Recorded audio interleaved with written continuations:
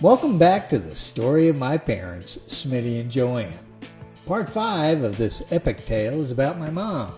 Born on December 10th, 1925, Mom grew up, till she was 13, in Birmingham, Alabama.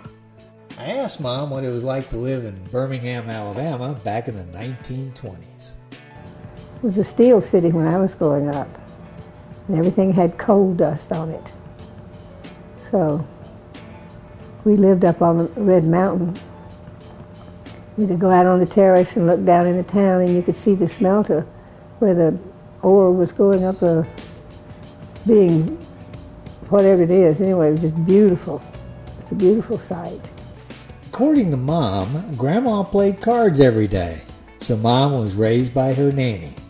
Mom loved her nanny so much, she named my sister after her. I just loved her so much. She was as much a mother to me as any of them.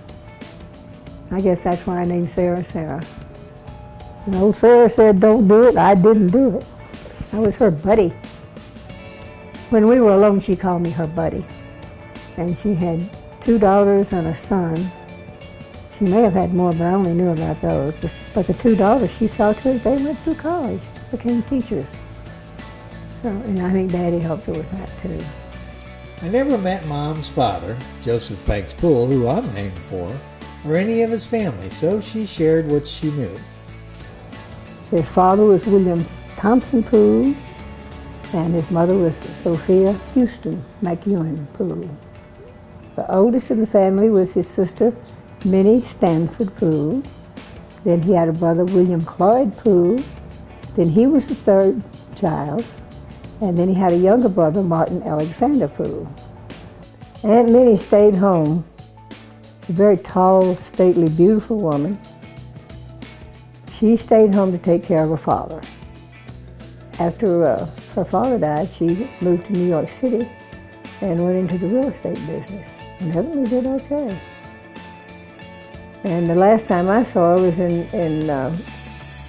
1952. He started a business, National Shirt Company, out of Columbia, South Carolina. And he married a Yankee beer heiress from Pennsylvania, from Wilkes-Barre, Pennsylvania, Amelia Stegmeyer. And he moved to Evanston, Illinois. Why, I don't know, but that's where they lived. And they had 8 children. She died having the 9th. I met all of the kids when I was 7 years old. We had gone up to Chicago to the World's Fair. Strange thing about their home, with all these children, when they sat down at the table, no one was allowed to speak. Uncle Cloyd said it was just too noisy. Uncle Martin was the youngest and the tallest. He was 6'4", very dark like his father. Very handsome. He was probably the handsomest of the kids, besides Aunt Minnie. He went to Auburn. He was a member of Kappa Alpha. I have a picture of him at school. But I never knew him. We'll get back to Uncle Martin in a minute. He's kind of important. I asked Mom to tell me a little bit about her dad, since I never met him. He was in the wholesale brokerage business. He sold wholesale flour to grocery stores all over Alabama. For one thing, he was very Victorian. So he expected me to behave myself as a lady, both inside and out. He kept a spittoon by the bed. Somewhere that spittoon is in there. It's a porcelain one. You know? He also, part of the time, slept with a gun under his pillow. And the one thing I really remember about him, and it's the same thing with your father, their honor and their integrity were just impeccable. It was a part of them. It just exuded from them. My grandfather had been married once before to this woman here. She looks nice. Mom didn't even know about this woman until after he had passed away, but they divorced and her dad married my grandmother. They got married May 1st, 1918. Went straight to the Kentucky Derby from there. And then they had a 2-month honeymoon. And when they got back, Dad's gift to her was a new house, sitting up on Red Mountain. And she told him after 7 years that she'd divorce him if they didn't get a child. That's what she told me. No kids, no marriage. Sounds just like Grandma. So, since they couldn't have kids, they adopted my mother. Mom's name on her birth certificate was Mary Elizabeth Golden, but she always suspected she was a Poole. And that's where her father's younger brother, Uncle Martin, comes in.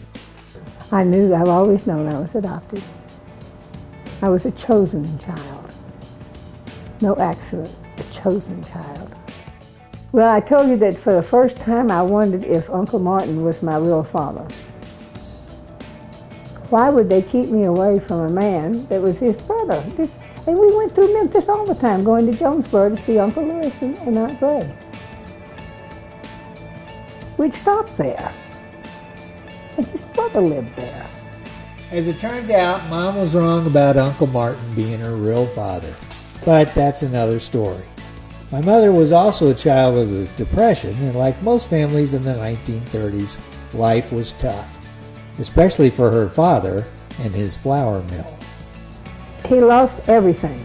And I mean, I don't think he went bankrupt, because we were able to buy a home pretty soon, after that. And it was once you had went bankrupt there, you just couldn't buy a home, you couldn't start a business or anything. And he was able to do that. So I'm not sure. Mother always said he went bankrupt, but I think what he did was he sold everything he had. We were not destitute at any time, but it must have been very, very scary not to have an income. But my grandfather had a patent on what became the first waffle ice cream cone. Unfortunately, it was the wrong time to be starting a new business. And Daddy was an inventor. He took money from his own company and put it into this waffle thing. One thing that happened, and I kind of figured it out why Daddy got into that waffle business. Along in the early 20s, they had started putting bread wrapped, rather than going to the bakery. The grocery stores were having bread wrapped in kind of wax-like paper and selling loaves of bread. And I kind of think my father saw that as an up-and-coming thing, and it could put him out of business. Because you don't go in stores anymore. If they sell flour, they sell a 5-pound sack, a little paper bag. Not these great big huge sacks of flour, because people don't bake bread anymore. But Mom's dad landed on his feet and got a job with the Ball Brothers Company selling their glass jars. He moved the family to Houston, Texas in 1938, and that's where he remained until he passed away. And then he had the connection with Ball Brothers, and that turned out to be very good for him. As a matter of fact, my father was very, very happy in Houston. They liked him at Ball Brothers. And Mary Lincoln, who was the treasurer of the company, she was a daughter, or a granddaughter, I guess. And she was very fond of Daddy. And I think she was very instrumental in getting him down. She wrote me the nicest letter when I married. But she was instrumental in getting him down in Texas. So that's my mom's story. I'll talk about where my dad grew up next, although it won't be easy because I only have one picture of him as a kid. My mother had more pictures taken of her in the 1920s than I had my whole entire child life. Good grief.